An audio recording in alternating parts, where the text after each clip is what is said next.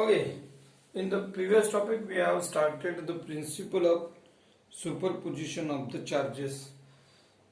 So what is the Coulomb's law? In the last lecture we have seen about the Coulomb's law. When there are two charges which are separated by the finite distance, then how the both charges applied the force on each other. Now in this case we are going to discuss about total more than two charges. So there are totally four charges, Q1, Q2, Q3 and Q4. Now in this topic we are going to discuss about how the remaining three charges are applying a force on a given single charge, that is a Q1. So distance between the Q1 and Q2 is denoted by R12. Distance between Q1 and Q3 is denoted by R13 and Q1, Q4 is R14. The force applied by the Q2 on Q1 is denoted by F12. The force applied by Q3 on Q1 is denoted by F13 and force applied by Q4 on Q1 is F14. Now the question is how we can write the equations for all the charges applying force on the given charge, and how we can make the addition of the all charges. The force applied by the Q2 on Q1 is given by F12 is equals to 1 by 4 pi epsilon naught Q1 Q2. What is the distance between them? R12. And we can write the unit vector as a R21. How we can write the equation for Q3 on Q1? It is F13 is equals to 1 by 4 pi epsilon naught Q1. What is the second charge now? It is Q3. R13, actually there is a square, and R31 is the unit vector for Q3 and Q1. What about Q4? We can write F14 is equals to 1 by 4 pi epsilon naught Q1. Now the second charge is Q4, R14 square, and the unit vector is R41. Now how the total force acting on the given charge, the total force applied by the other charges on the given charge is given by total force F is equals to F12 plus F13 plus F14. So put the values from the given. So what will happen? Put the value of F12, it is 1 by 4 pi epsilon naught Q1 Q2 upon R12 square R21 plus, now what about the next one? It is 1 by 4 pi epsilon naught Q1 Q3 upon R13 square R31, and last one is 1 by 4 pi epsilon naught Q1 Q4 upon R14 square R41. What about the common terms in this equation? In this equation, these terms are common, so take them outside. So the resultant force acting on the given charge is given by 1 by 4 pi epsilon naught common in bracket Q1 Q2 by R12 square R21 plus Q1 Q3 by R13 square R31 plus Q1 Q4 by R14 square R41. So this is called principle of the superposition of the charges, where the total force acting on the given charge is determined by taking the sum of force applied by the other charges on the given charge. This is called principle of superposition. So this is the principle of superposition. Now the next topic is electric field, or we can say that it is electric field intensity.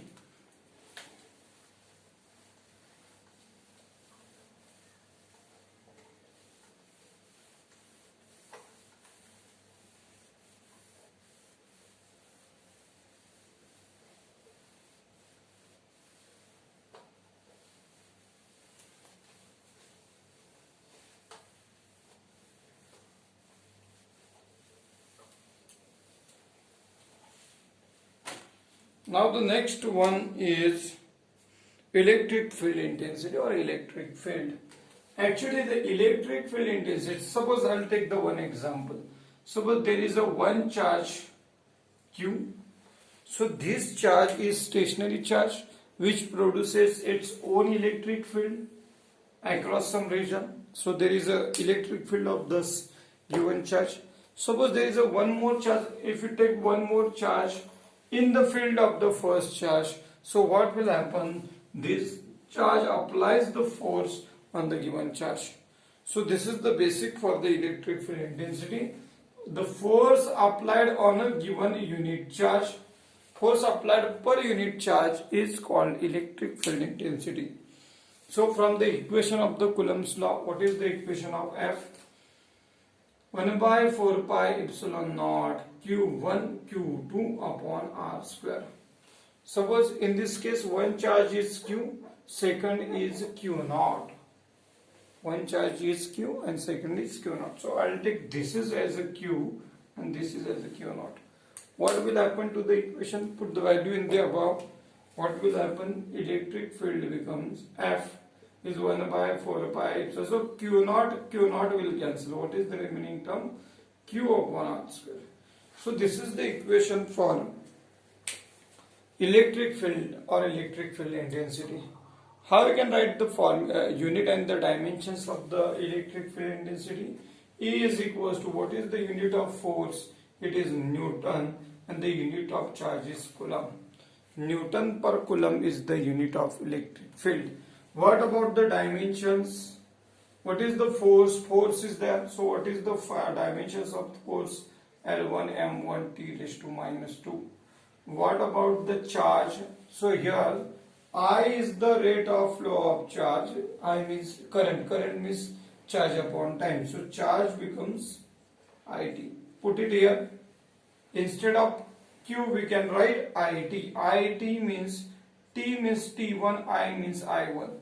How we can combine the equations here? So we can combine as L1, no problem, M1, no problem. What about this T? It is plus 1 if you are sending to the so it becomes minus 1, minus 2, minus 1 becomes minus 3. And what about I? Here it is plus 1 if you are sending to the numerator, then it becomes minus 1. L1, M1, T raised to minus 3, I raised to minus 1. These are the dimensions of the electric field intensity. Now one more topic is there, electric lines of force. So this is electric field intensity with their unit and their formulas.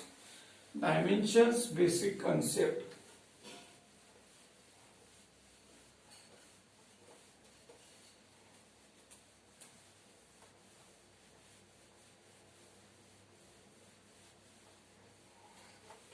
Now the next topic is electric lines of force. So electric field across the charges can be denoted by an imaginary lines by drawing around the charges is called electric lines of force. So these are the imaginary lines which are used to represent the electric field. So I'll take one example. I have a one charge plus Q and the second charge as a minus Q. So there is some electric field is across the both charges. This electric field can be denoted by an imaginary lines. These imaginary lines are called electric lines of force. Now, what the path along which the unit positive charge moves is called electric field. The path along which the unit positive charge moves is called electric field, electric lines of force. What are the characteristics of these electric lines of force? The first characteristic is these lines of force originates from the positive charge and they end at the negative charge. So direction of the electric lines of force is from the positive charge and they end at the negative charge.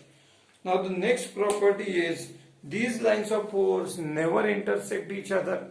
So this will not be possible that one line is crossing other. So they never intersect, they never come across each other, or they never come at one point. So they are always parallel. They are equally spaced. They never intersect each other. Third property is the electric field inside the Suppose this is one conductor and one object where the charges are developed on the object. What about the electric field inside? Then there is a zero electric field inside, because these lines are always present only outside, they are not present inside. So the electric field inside any charge conducting object is always zero. The magnitude of electric field intensity is directly proportional to number of electric lines of force. If the lines of force are maximum, it means that the electric field is strong. If the lines are weak or they are equally spaced, there is a gap. In that case, the electric field is small. Next, they are crowded. If the electric lines are crowded, it means that the electric field is strong or the electric field intensity is large. Next, if the electric lines are equally spaced, there is a maximum space between them, then electric field intensity is small. And the next property is these lines are parallel to each other and these lines never intersect each other. They are equally spaced. Now the next topic is electric flux. So this is one very common. So we can very easily understand these concepts. So the basic concept is charge electrons. So very commonly there is a electric lines. Electric lines is the basic part of this all, or this is the very smallest part of the electric field. If you combine the electric lines passing per unit area is called electric flux. Electric flux means electric lines passing per unit area.